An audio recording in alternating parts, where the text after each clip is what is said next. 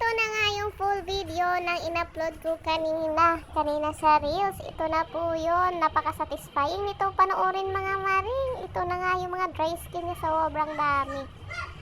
At kung mapapanood natin mga maring, grabe yung pangingitim sa bawat gilid ng kanyang kuko. Dahil nga sa dry skin niya, inapuno na. May mancha pa.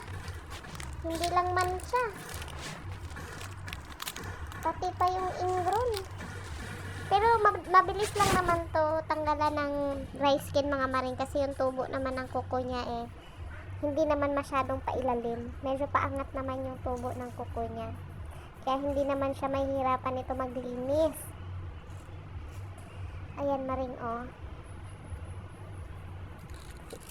Kung makita nyo nga yung ilalim ng kuko. Ayan yung dry skin. Tapos yan din yung pinakalaman ng nail fungus. Pag mga ganyan mga maring, ganyan talaga itsura ng fungus maring pag hindi mo malinisan. Pag iyong napabayaan mga maring, ay grabe talaga. Napakalaki. Ito yung masarap linisan mga maring dahil ang dami mong makukuha. Ayan makukuha mong dry skin, ingrown, lahat na yata ng klase mga maring nandiyan na sa kanyang kuko. May maliit na dry skin, may malaking dry skin, may pinakamalaking dry skin. Ayan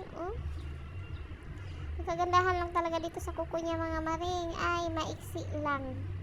Hindi ganun kahaba. Tsaka hindi siya pailalim ang tubo. Ayan, ginugupitan niya.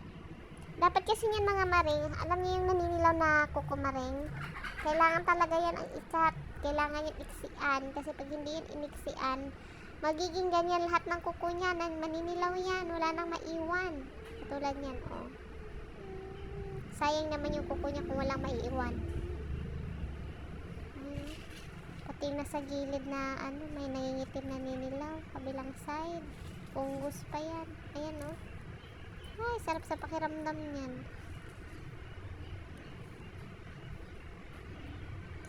Ang dami.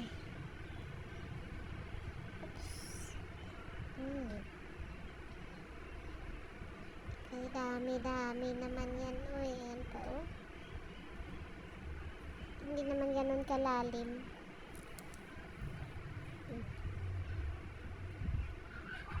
Dami.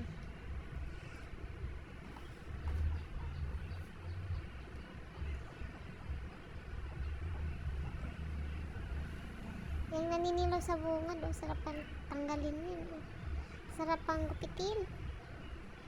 Yung tipong may iwan na lang nakita nyo namumuti na kuko. Dapat yun na lang naiiwan dyan Ayan, kinapalit niya. Hindi na kasi naman nakakapit yan sa ilalim ng laman Nakaangat na rin naman yan. Ikat po pa yung pinakabungad.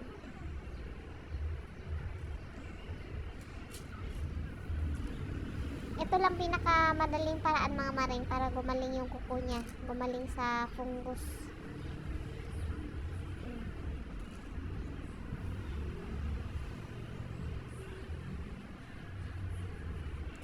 Grabe halos nangalahati na lang yung iwan sa kuko niya. Ayan, ginagamitan niya ng grinder para mas mabilis. Mabilis yung maipolish. Ayan na mga maring, luminis na mga maring. See?